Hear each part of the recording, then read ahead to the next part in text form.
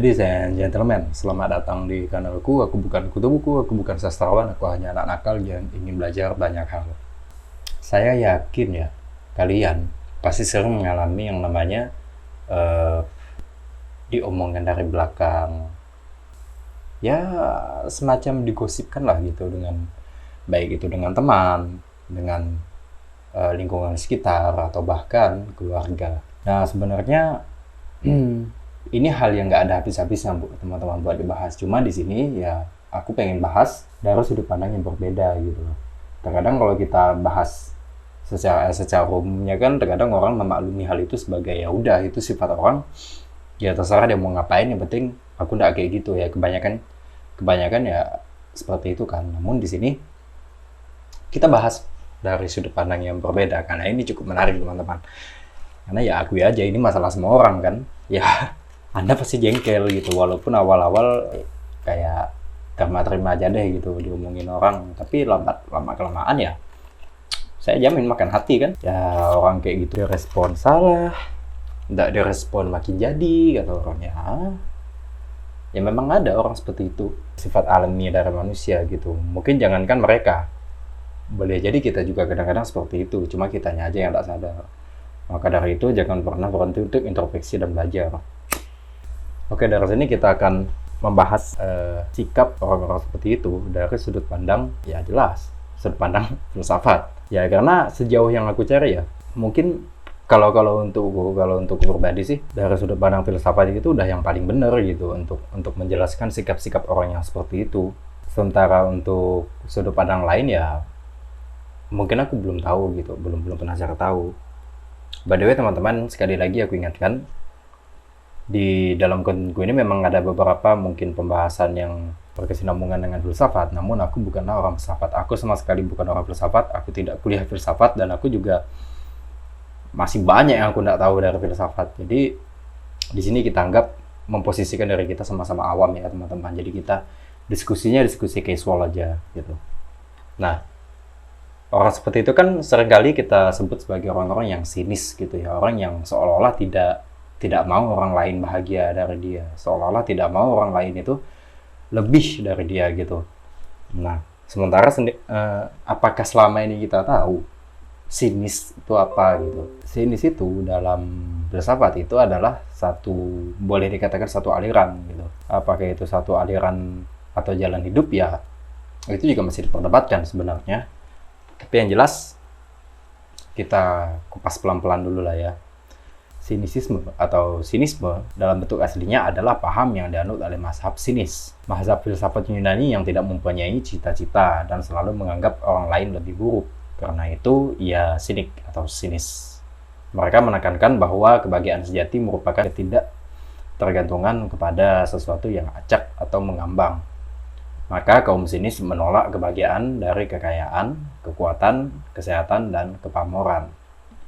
Sebagai aliran filsafat, sinisme terutama adalah bagaimana para penganutnya hidup dan berperilaku. Ya, dari sini kita tahu bahwa sebenarnya makna sinis itu sendiri ya tidak buruk-buruk amat ya. Artinya dia memang peduli hanya diri dia sendiri gitu. Dia tidak memperdulikan hal lain gitu. Kebahagiaan menurut dia ya kebahagiaan menurut dia saja gitu. Dia tidak memperdulikan hal-hal di luar itu. Namun di sisi lain ya, dari makna-makna tadi kan terdengar bagus. Di beberapa kesempatan juga ada yang beranggapan bahwa kata-kata sinisme itu hanya melulu tentang dirinya sendiri gitu. Jadi ia cenderung bersifat tidak tulus, munafik, meremehkan orang lain. Pokoknya apapun itu ya hanya tentang dirinya sendiri gitu, hanya untuk dirinya sendiri. Nah, ternyata sinis itu diawali dari tokoh-tokoh yang cukup terkenal juga ternyata di dunia filsafat, dan aku baru tahu ya ada dibahas malah di sini kan sejarah dan tokoh mazhab sinisme. Aliran filsafat sinis pertama kali didirikan oleh Antisthenes, hidup pada 445 hingga 365 sebelum Masehi. Jadi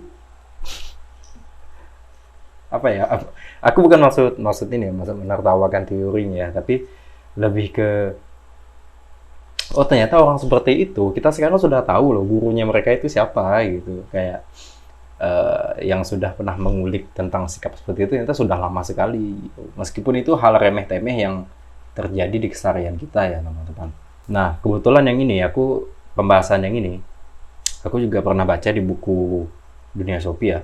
Dunia Sophie itu bukunya asik sekali teman-teman buat yang ingin tahu kulit daripada filsafat itu namun tidak ingin bahasa yang langit-langit sekali gitu ya. Mungkin boleh dibaca buku Dunia Sophie, itu cukup enjoy lah, cukup nyaman lah untuk memahaminya.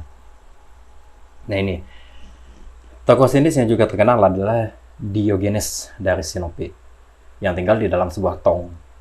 Yang menurut catatan hidup Cicero, Diogenes diperkirakan lahir dan mati kira-kira 412 atau 403 hingga 324 atau 321 sebelum Masehi. Berasal dari Laut Hitam. Ayahnya bernama Heraclius, bertugas di tempat pembuatan uang. Ia diasingkan dan dia menghabiskan sisa hidupnya di Athena dan Korintus. Suatu hari Diogenes sedang berjemur ketika Alexander Agung, karena ingin melihat filosof besar ini, mendekatinya dan bertanya apakah ada sesuatu yang dapat ia lakukan untuknya. Diogenes menjawab, menyingkirlah dari cahayaku, karena Alexander menghalangi sinar matahari. Nah, di sini menarik teman-teman. Jadi Diogenes ini kan sedang duduk di dalam tong. Diogenes ini kan bisa dikatakan sosok filsuf ya pada masa itu. Nah, Raja Alexander Agung ini kan bisa dikatakan orang hebat ya. Ia ingin menemui Diogenes karena kagum mungkin dengan sosok Diogenes karena dia adalah sosok filsuf juga. Dan ketika ditanya, misalnya tanya gini, kau mau apa? Sebutkan ya, gitu istilahnya. Kemudian Diogenes menjawab, menyingkirlah dari hadapanku, karena aku menghalangi sinar matahari. Karena kebetulan Diogenes pada pagi itu sedang menikmati sinar matahari. Di situ dapat kita simpulkan bahwa sebenarnya dari pelakunya sendiri di masa itu, sinisme yang memang melulu tentang dirinya gitu. Padahal ya, kalau kita jadi Diogenes pada masa itu, kenapa kita tidak minta tempat tinggal yang layak? Kenapa kita tidak minta makanan? Atau bahkan mungkin di zaman itu wanita ya. Ya, karena kan laki-laki tidak jauh dari itu harta tahta wanita. Ya betul, harta tahta wanita.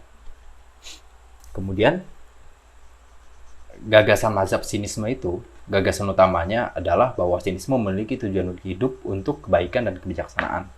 Sinisme adalah jalan hidup yang membuat klaim filsafat didasarkan pada kriteria yang diterima secara praktis oleh semua filsafat kuno, yaitu hidup sesuai dengan alam. Diogenes memberikan tafsir primitif kaku karena ia tetap memilih binatang, manusia primitif, kaum barbar yang tidak beradab, dan dewa-dewa sebagai standar moral. Ia mewakili jalan hidup sinisme pada abad keemas. Aku tidak membutuhkan harta materi atau apa saja, ia mengatakan. Aku tidak membutuhkan, tetapi aku berhak memilikinya.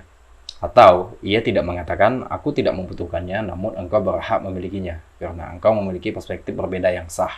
Ia mengatakan, barang-barang ini buruk dan mencegah pencapaian kebaikan.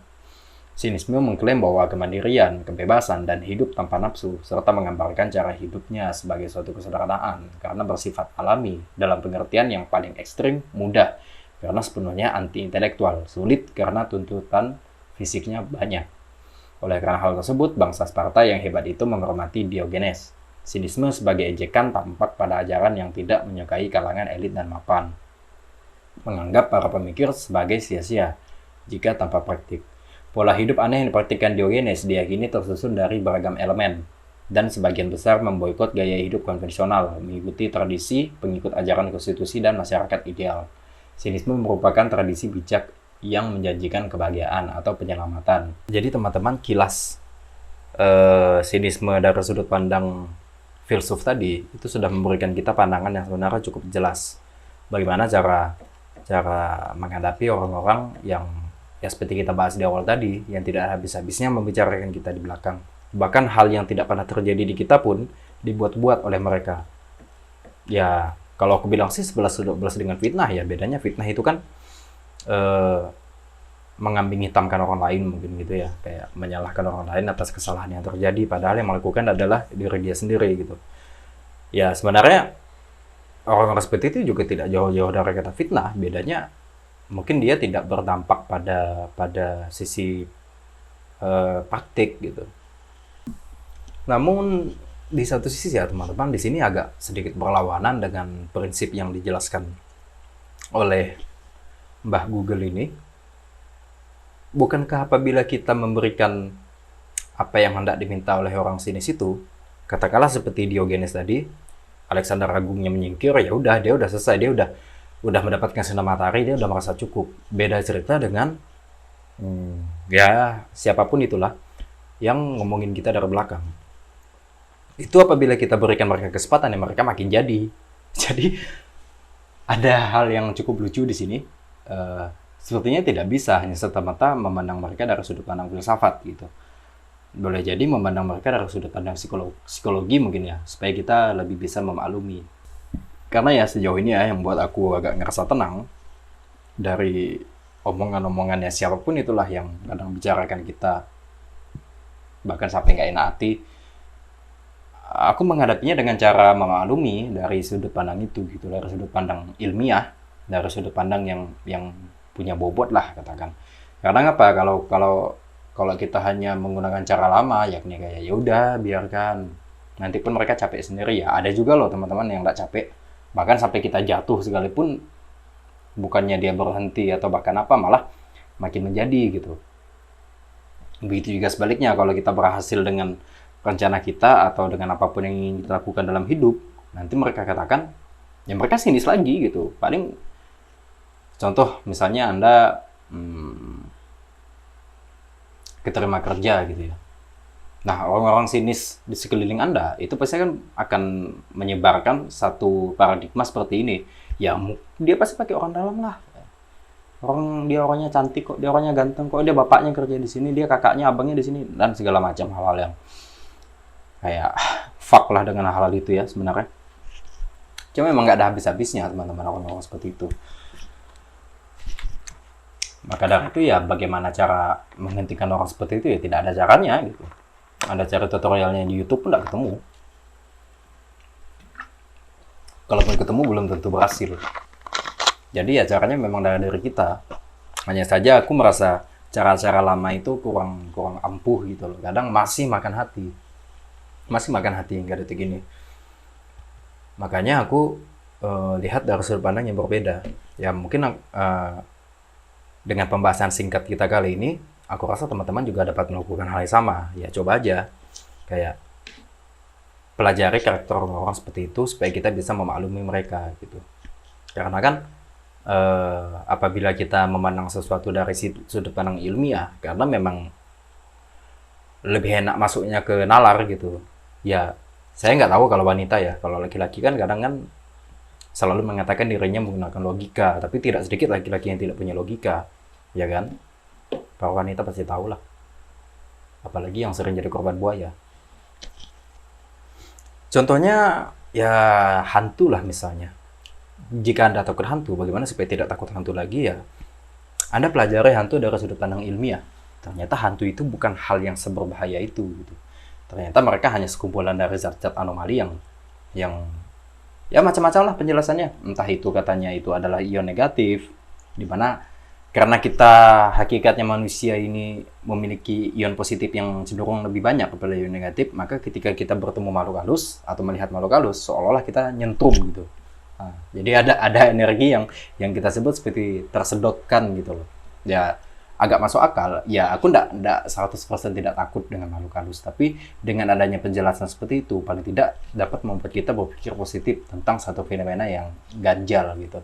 Ya sama halnya dengan orang sinis tadi. Jadi aku tahu hal ini tidak akan selesai sampai kapanpun gitu. Dan mungkin kalau kita bahas di meja langsung ini tidak habis-habis, mau dari awal malam sampai ketemu pagi ya tidak akan ada habisnya gitu. Ya mungkin itulah ya pembahasan yang cenderung tidak berbobot ini. Semoga dapat membantu teman-teman. Kalau tidak dapat bantu pun ya tidak masalah, karena kita ya itu tadi diskusi casual gitu. Ya jangan lupa subscribe jika channel ini bagus menurut Anda, like, dan tentunya komentar tentang apa yang udah kalian dapatkan hari ini.